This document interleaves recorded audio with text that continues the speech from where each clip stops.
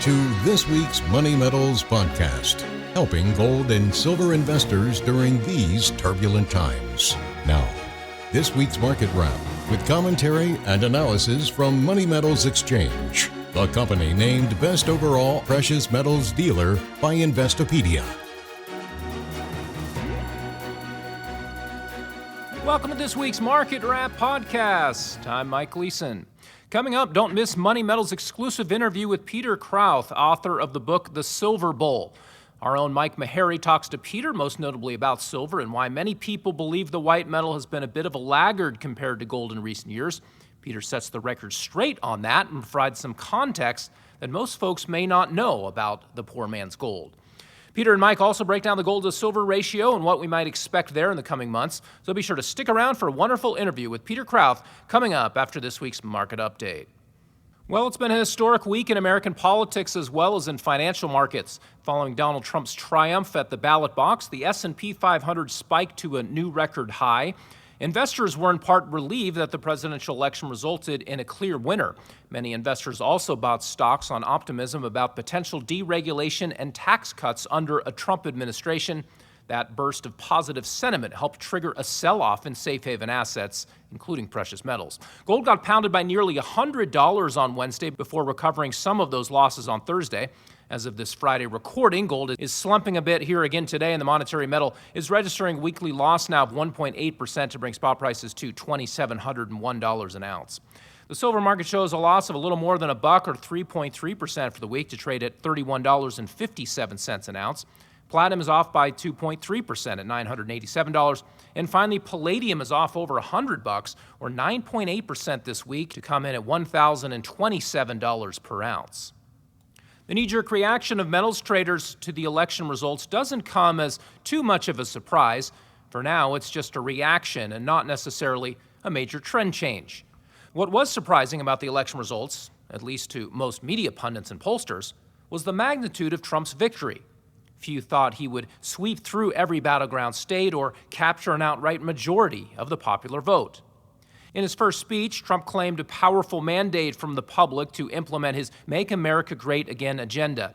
At the top of his to-do list is securing the border and deporting illegal immigrants. Also big on the Trump agenda is bringing down inflation, providing tax relief, and lifting regulatory burdens. Trump may also be getting many things done at the administrative level through executive orders. Other priorities will require legislation from Congress or approval from the Senate. He will have the benefit of being able to lean on a Republican-controlled Congress, albeit with what looks like a very slim majority. In the Senate, Republicans will have a 53-47 majority. GOP Senate candidates in battleground states performed better than expected.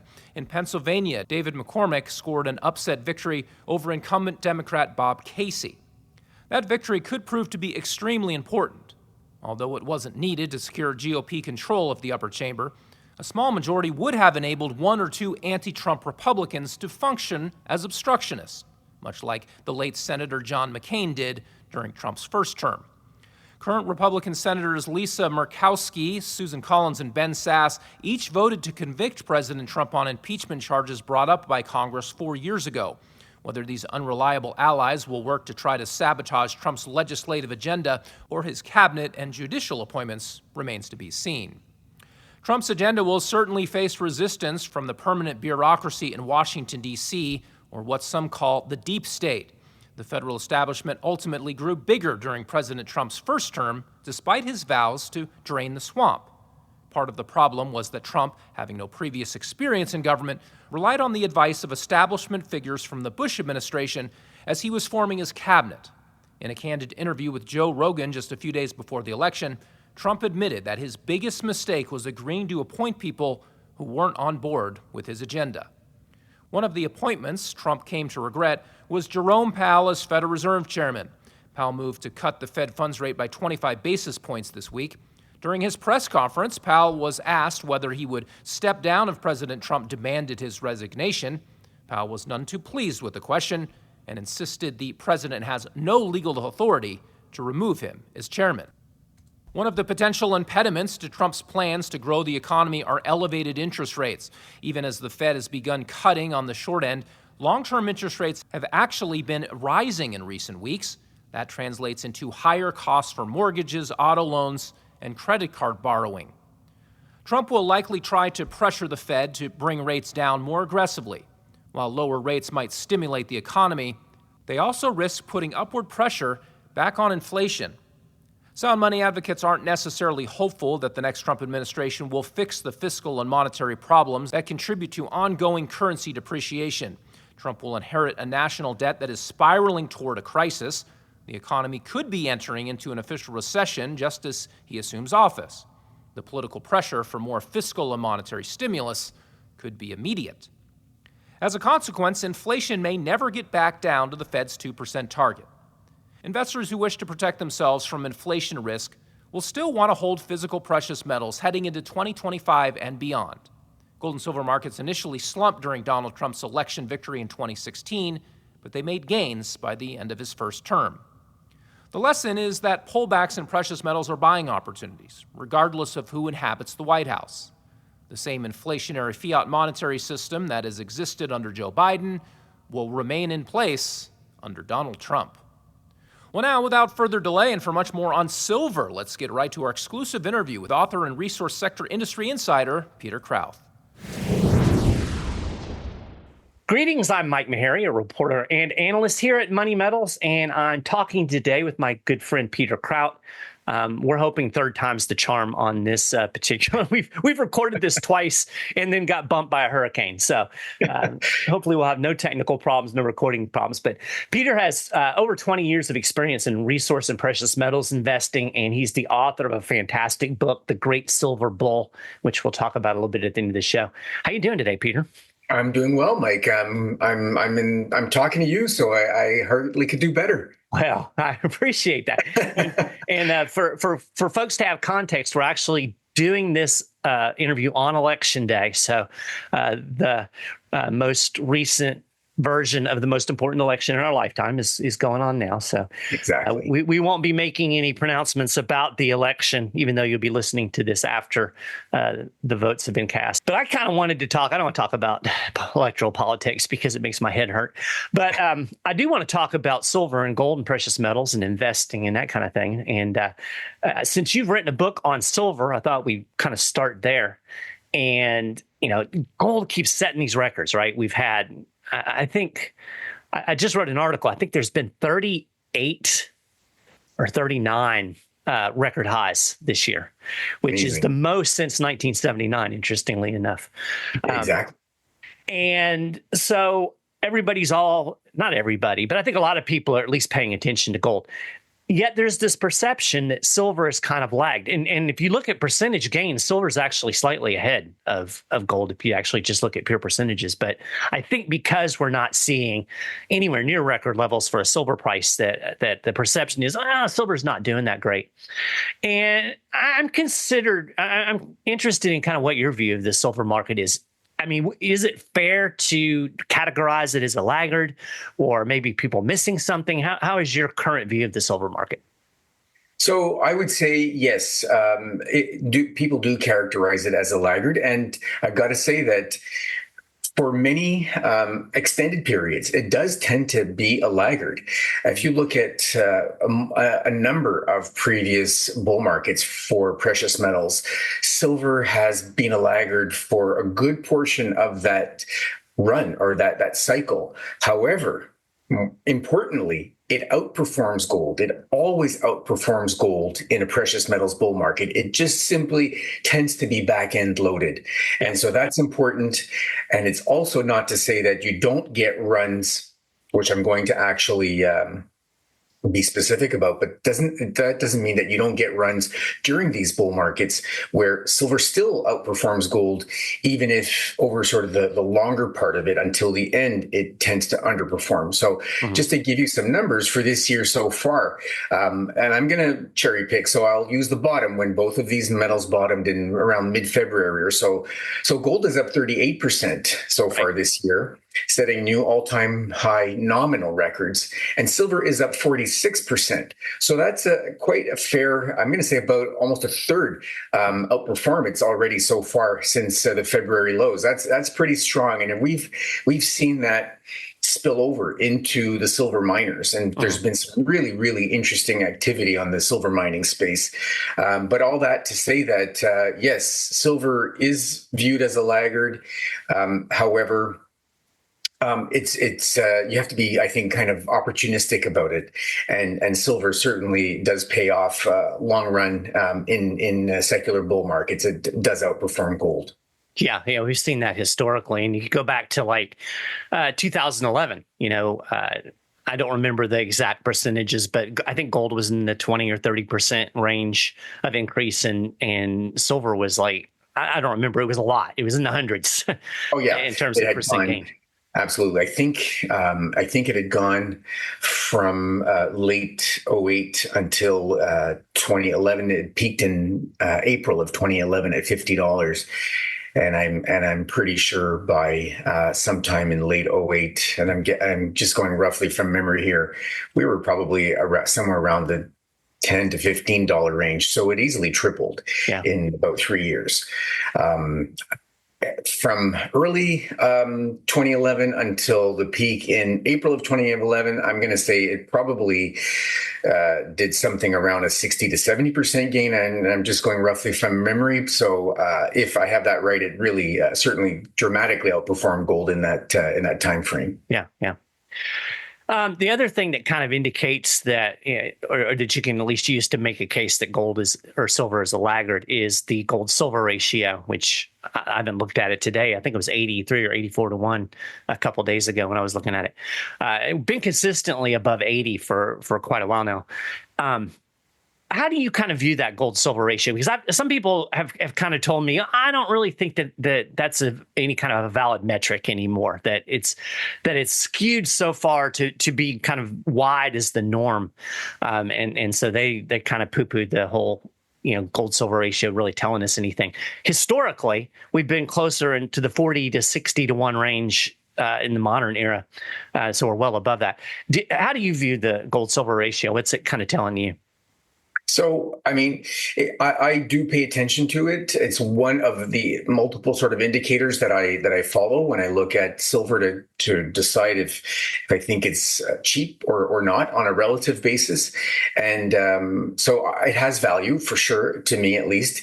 And I continue to see it as indicating that silver is cheap and has remained cheap, and which goes back to our earlier point that silver tends to be a laggard for some extended periods. And so this has been one of those extended periods. Despite silver outperforming gold so far this year, we've still seen that ratio stay high. So that's because gold itself has been so strong. So that's kept the ratio high. In other words, it's continued to point to a high number of silver ounces required to buy a gold ounce. But I still think that it's worthwhile watching. For me, it helps actually I guess, support my point that silver is cheap. It's darn cheap. And if anyone thinks that they've missed the boat on silver because it's gone from, say, $22 or so in mid-February to like $32, I think they're completely wrong. Silver is still very, very cheap. The boat has yet to sail. You haven't missed the train, or whatever other expression you want to use. Silver still is quite cheap on so many metrics. The gold-silver ratio is just one of them. But its use, its industrial uses, its applications, just looking at very, very fundamentally in terms of supply and demand, which we can get into, it's extremely cheap. And there are just some fantastic parallels, in fact, even with the uranium market, which I think are kind of worth pointing out in terms of how some very, very smart and accomplished and successful investors compare the two markets. So in multiple ways, silver is still very cheap. And I think that speaks to the opportunity that it offers. Yeah, I'm in agreement. And again, you can kind of look back at those historical cycles, and just going back to the pandemic, which silver didn't quite get up to that record level, but it had a good run along with gold at the peak of the monetary malfeasance, as I like to term it. And again, before that, we were seeing gold silver ratios over 100, which Absolutely, very, very rare occurrence, and that snapped back pretty quickly. Again, kind of at the end of that run. So I'm in agreement with you in terms of silver is still cheap and there's still opportunity out there. You kind of anticipated my next question when you mentioned supply and demand, because we've had 3 straight years of market deficits. So when we say market deficit, we're simply saying that there was more silver used than was supplied through mining and recycling. So they had to dip into silver reserves. And I've been watching this, this supply and demand, and Metals Focus put out an interesting article a couple of weeks ago about how difficult it's going to be for the miners to catch up, even if, even with a higher price, there's still the lag time in getting mines up and running. And the fact that so many of silver mines or so much silver is actually supplied secondarily to other metal mining. So all of that to kind of ask the question, do you see these market shortfalls becoming problematic? Because right now they're easily covered by existing above ground stock. But do you see, as we move down the road, that this might actually become more of a factor, or are we going to be able to kind of continue to keep up with that deficit? So I'm gonna, if you don't mind, what I'll do is I'm gonna read you an interesting quote, and then I'll go into kind of the more specifics. So sure. There's a group out of New York called Gehring and Rosenzweig, and Leigh Gehring used to run one of the largest commodities funds globally, and very, very successful. The guy knows what he's talking about, and I came across something he said not too long ago about uranium. And it really, really stuck with me, and you'll see why. So if you'll indulge me, he basically says 5 years ago, we became uranium bulls. The market had quietly slipped into a structural deficit with reactor demand outstripping mine supply. Fuel buyers used so-called secondary supplies to fill the gap. So with that in mind, just to sum up, they saw that the uranium miners were not supplying enough to meet demand, and buyers of uranium for utilities went and started to tap into these secondary supplies.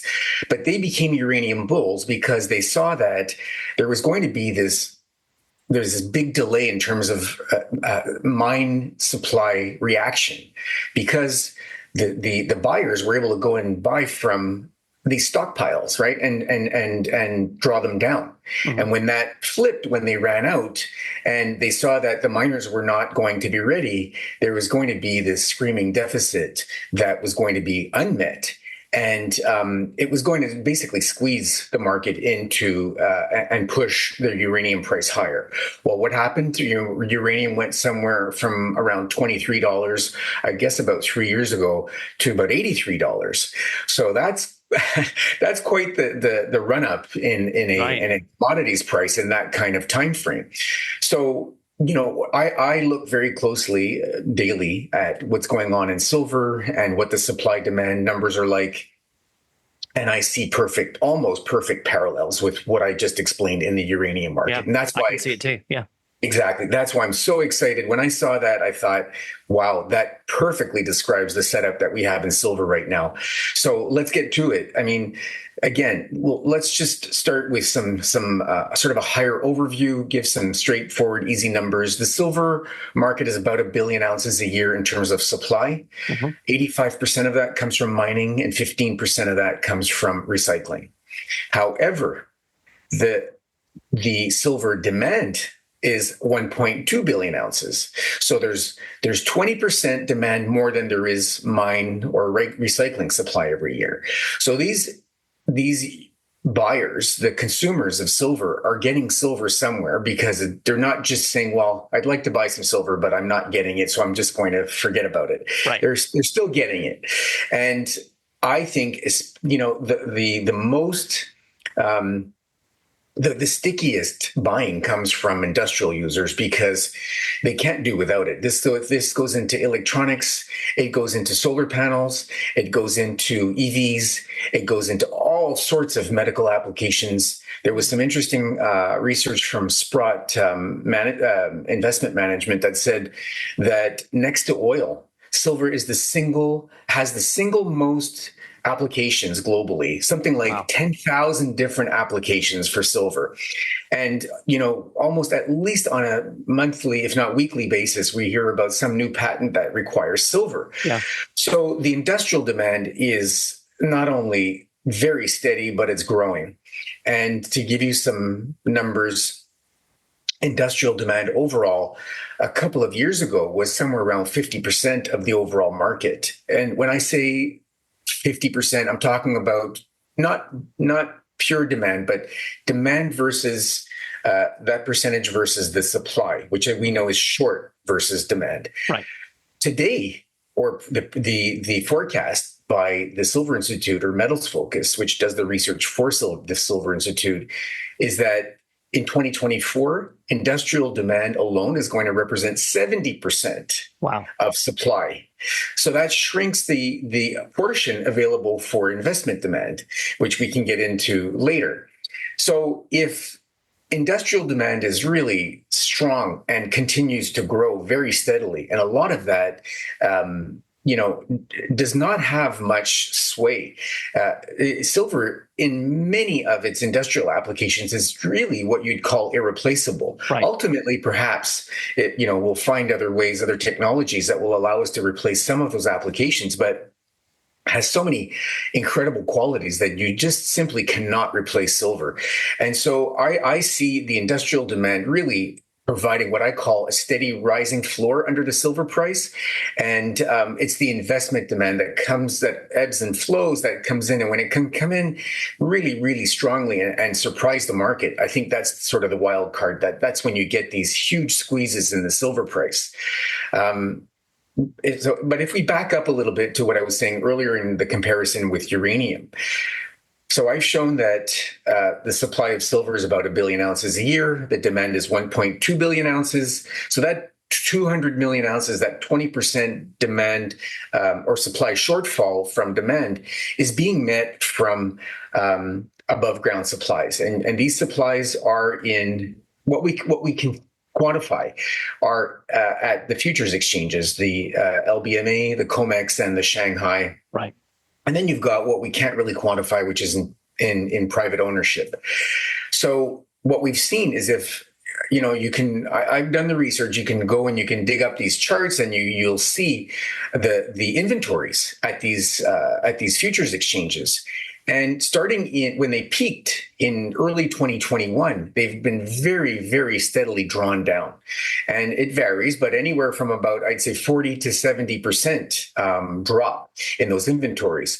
So I started saying this, I said it publicly back in March, that this was how I thought that the market was, finding the silver that it needed. And the reason that it wasn't pushing on the silver price, pressing it higher because of this excess demand over supply, was because the big consumers were able to go to this above ground stockpile and draw it down, and they could buy the silver at spot prices, and they weren't pressuring demand that was hard to meet. They weren't pressuring miners to try to turn up their mine supply and bring more silver to market. They could draw down on these secondary supplies. Mm-hmm. Well, I believe that we have maybe 12 to 18 months of that game left. These supplies are going to run out. And, the only thing that can happen is that, well, two things can happen. One is that you'll get some of the other secondary supplies privately held to come to market. So, owners of silver will say, well, I'm willing to start parting with some of my silver and supply but that's going to be at much higher silver prices. I don't see them doing it. They're not really doing it now. So I see them doing it at much higher silver prices. And the other thing is that we could see demand sort of fall back. That's a potential. I think highly unlikely. A lot of the demand is industrial demand. I've just shown that it's gone from 50 to 70% of mine and recycling supply. So, and a lot of it's mandated. Governments around the world have said, we're going to move into this green, this renewable energy. We're in this transition.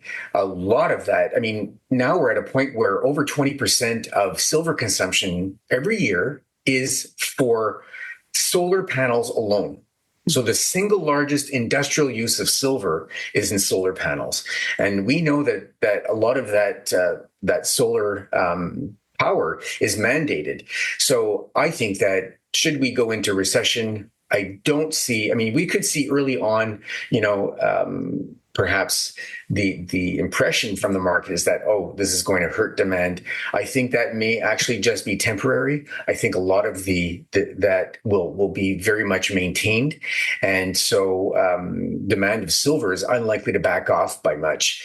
The pressure will stay there, and people will only part with their silver at, I think, much higher prices. And given the kind of environment that we're in, even that would, I think, take much, much higher silver prices for any kind of meaningful supply to come to market from those suppliers. Yeah. I had a visual as you were talking. I eat oatmeal. Okay. So I've got the big tub of oatmeal, right? Yep. And right now I've got a lot of oatmeal in my tub.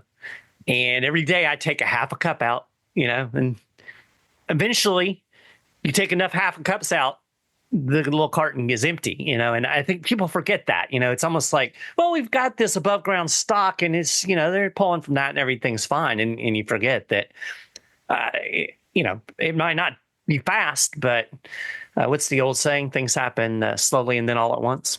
Exactly right. And I think that what was interesting is, when I started saying this, in terms of my thesis about how the market was being supplied, where the silver was coming from, why it was not pressuring the silver price to move higher, was in March. And then about a month later, someone sent me a report from TD, Commodity Research. And it was basically saying the exact same thing. Yeah. So I thought that was kind of interesting in terms of the timing, the same conclusions, the amount of time they thought that this could go on for was all about the same as what I thought. So it was just, sort of nice to see that kind of confirmation, I guess. So you kind of touched on this. I'm kind of a contrarian. I think I certainly am with the mainstream, because I think the consensus is still we're going to have a soft landing, at worst, a very minor slowdown in the economy. I'm of the opinion that we still haven't paid the piper for, again, the monetary malfeasance during the pandemic. And in fact, I would argue that we haven't even paid the piper for the monetary malfeasance in 2008, because when they started to try to unwind that in about 2018, we saw a stock market crash. We saw the economy get shaky. We saw the Fed go back to quantitative easing in 2019, even before the pandemic. So they've managed to kick that can down the road. I still think that we've got an economic crisis coming in. The conventional wisdom would be, as you kind of alluded to, is if we have a deep recession, that will actually put a tailwind or a headwind on silver, and that demand will drop. How do you kind of see a scenario playing out if we do get into a more difficult economic situation? Well, if you look at what the Fed's been doing with its balance sheet, it's certainly been trying to shrink it as much as it could since it reached whatever it was, 9 trillion or something. Yeah. And you've got to ask yourself, they're good at increasing their balance sheet. It's much harder to shrink it. Mm-hmm. Why are they so adamant about shrinking it? And I'm convinced it's that they know they're going to have to raise it back up. Yeah. Right. Exactly. So the more they can get that done now, the more room they give themselves to be able to increase it again. And I'm convinced that will be necessary. The Treasury is going to issue bonds. They're going to call on the Fed to create this money for them. And so we saw it in the financial crisis. It was really interesting to me, both in the financial crisis, and then it really became, I guess, in some ways more obvious during COVID, that when stimulus came, the government has to look for things that are palatable. And you could I think, fairly argue that anything that is infrastructure related is quite palatable, because Right. who's going to say, I'm not benefiting from this? Everyone benefits It's the from it. roads. Exactly. It's the roads, it's the power Bridges. system, right. Bridges, transportation, you name it. Power, period. Right. And so part of this recovery from the financial crisis, and then they stepped their game up, I think, during COVID, was to stimulate towards this renewable energy green transition approach. And so that's also quite palatable for a lot of voters. So I don't see that going away. I think, we saw it happen in the financial crisis. It stepped up, in my view, in COVID. I would see the same or another step up, in the next sort of recession or crisis. So there's some interesting research by a group called Incrementum. They put out an annual, to me, it's a Bible for precious metals field. It's called the In Gold We Trust Report. And they do fantastic research, gold, silver, and beyond. And they looked at how gold and how silver react around recessions. And silver tends to outperform gold prior to recession, underperform just as we enter and during, and then it outperforms gold again on the backside when we come out of recession. And so that's interesting to know. And I think that it's pretty obvious that relates to silver's industrial characteristics, right? So even if on a pure numbers basis, the demand doesn't slow, I think just, the expectation that it will cause people to perhaps sell it down. Buy the rumor. Exactly. Or sell the rumor, yes. That's exactly.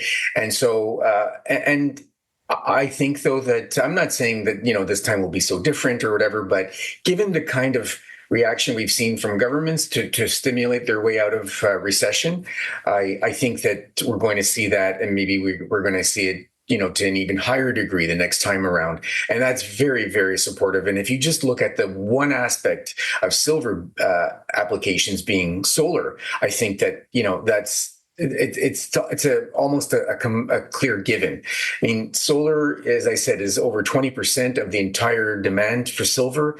And we're seeing all kinds of, as I say, growing demand for it. We know in many countries around the world, it's the cheapest form of electricity now.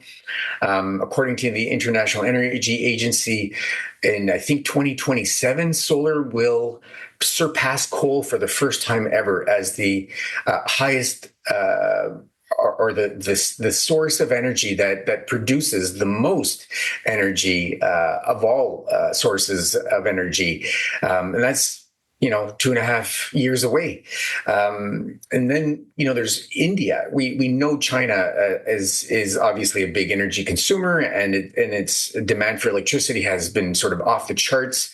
We know that Western Europe and North America has been sort of stagnating. And what we see is India, and India's chart is starting to actually rise quite steadily.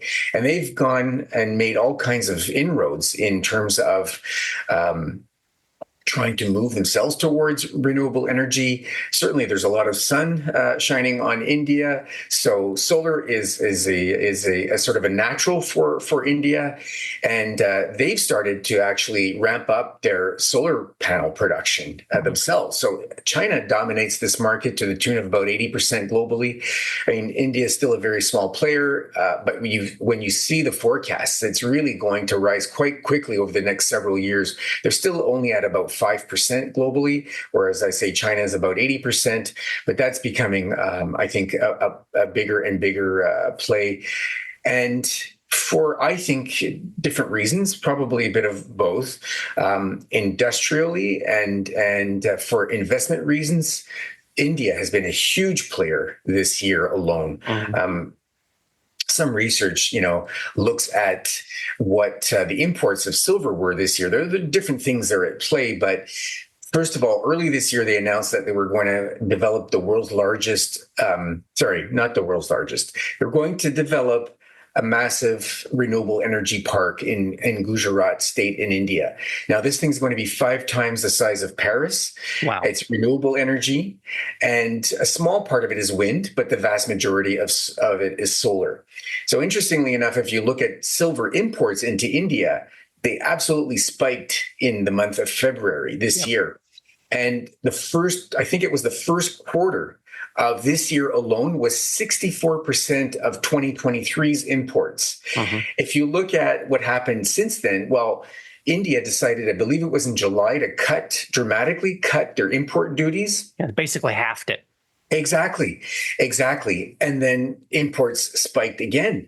In the third quarter of this year, Indian imports of silver were over 5 times what they were in their third quarter of last year. So I think that this is a market that's being missed in terms of its implications for the silver market. And I was at a conference a couple of weeks ago in New York, and someone showed a chart of the growth of silver funds, like silver ETFs, for example, in India.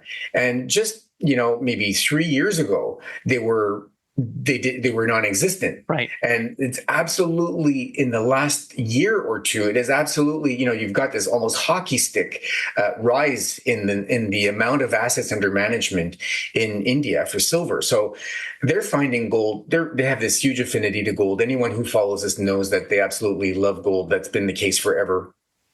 They're also very big silver buyers.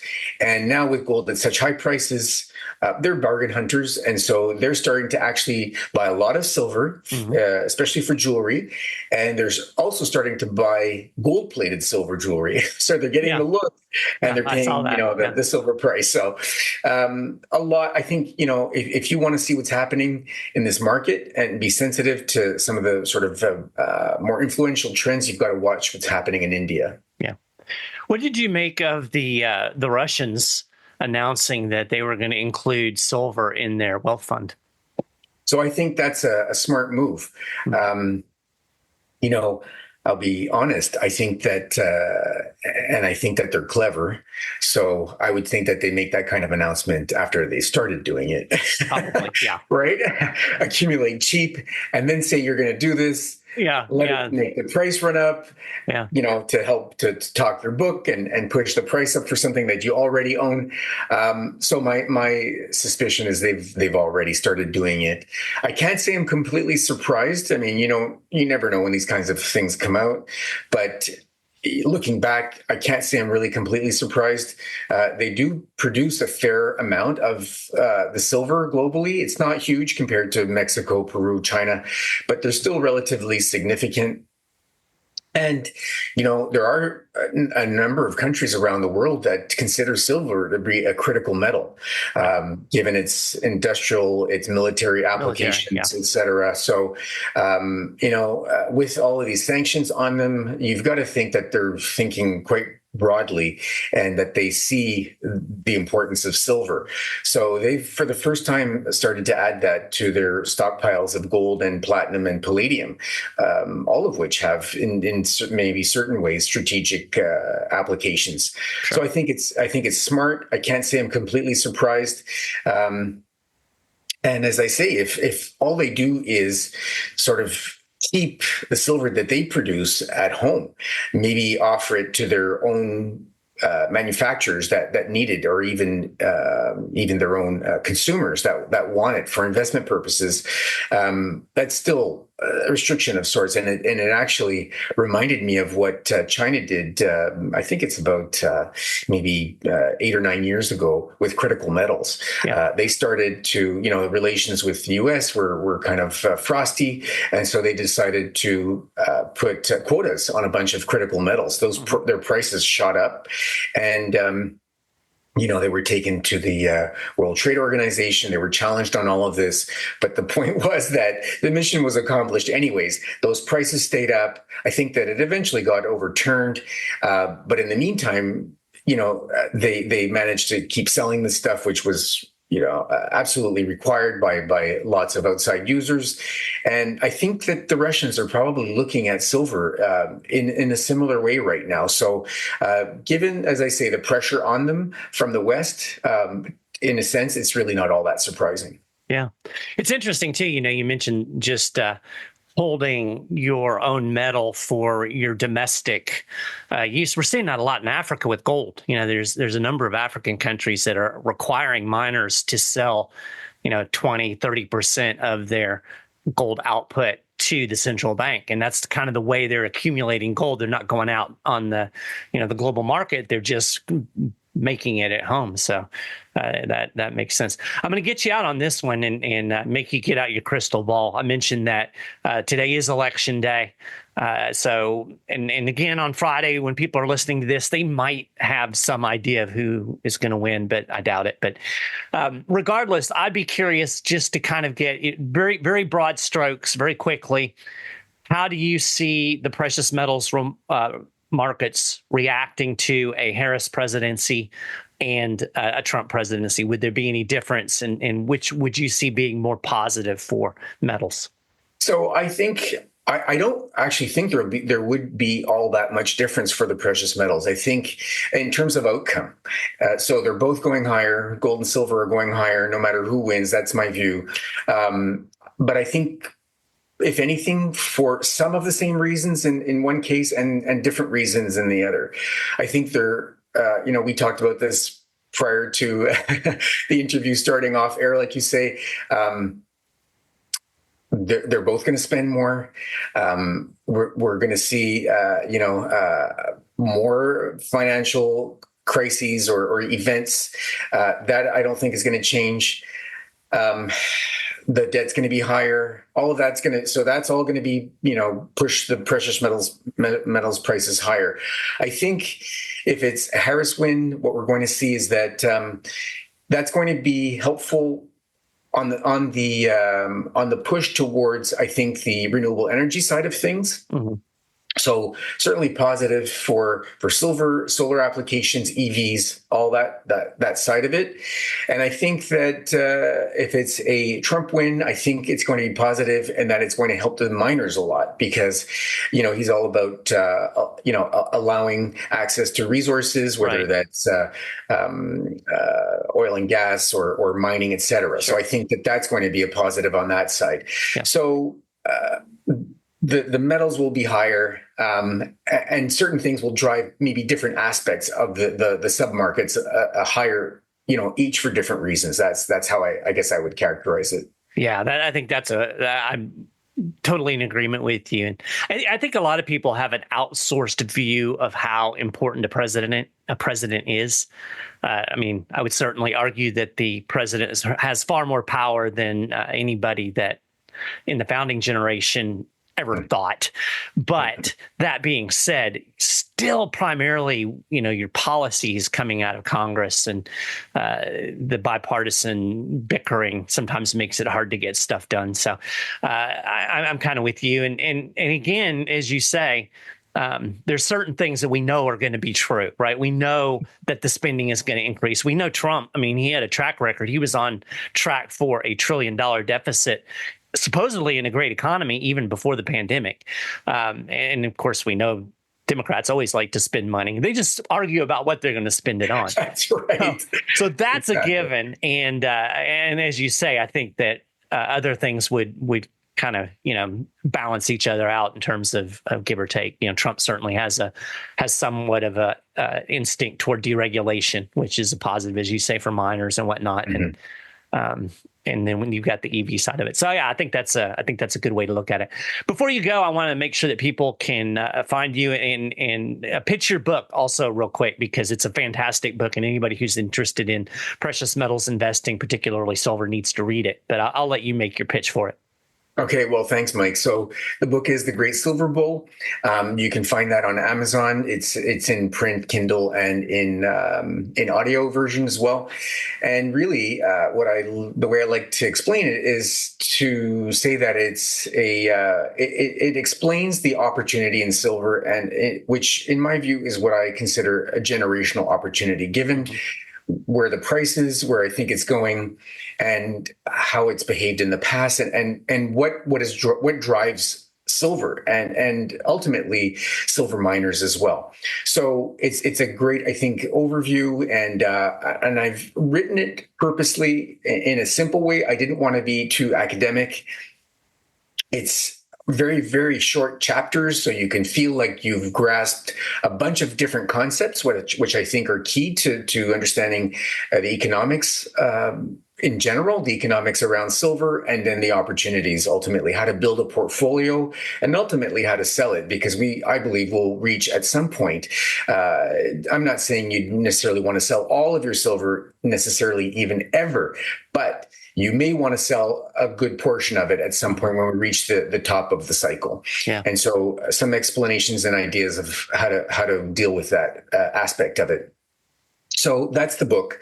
And then I write a newsletter called Silver Stock Investor, which is all about how to invest in everything from physical silver, opportunities or options in physical silver, and then all the way down from, I'm going to say, some silver ETFs at the top, which is, for your viewers, ETFs are holdings that are kind of like a fund that holds a bunch of silver miners within that fund. So you could buy one stock and be instantly diversified. So silver ETFs, and then some large silver miners and royalty companies, large silver producers, and then everything down from there, mid-sized producers, developing companies, and then the higher risk juniors. And so I cover that whole space. It's the only silver investment newsletter that I know of. And so you can find that at silverstockinvestor.com. That's the easiest way to see what I do. And I feel that that's more of what I call a real-time view of what goes on in the silver market. And I do a lot of proprietary research. I talk about different companies and different aspects of the silver market to analyze it. And so, yeah, that's published on a bi-monthly basis.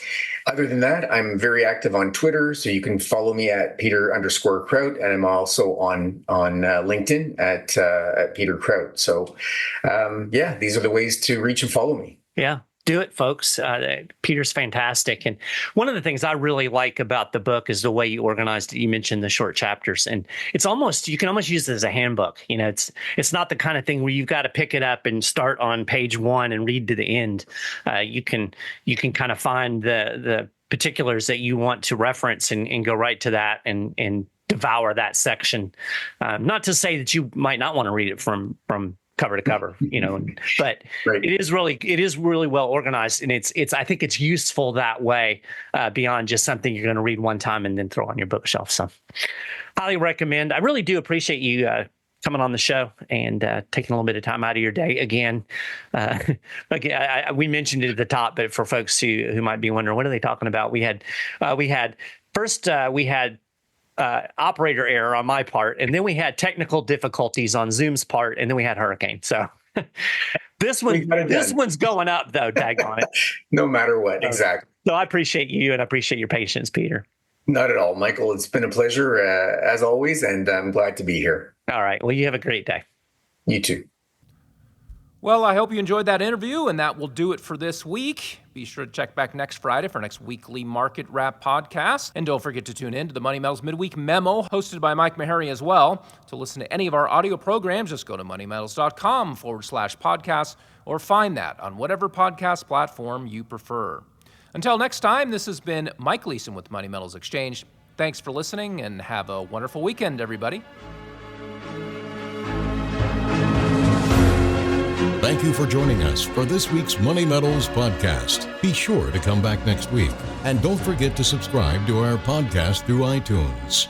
For answers to all of your questions, or to discreetly and securely buy or sell gold or silver coins, bars, and rounds, call 1-800-800-1865 or visit www.moneymetals.com.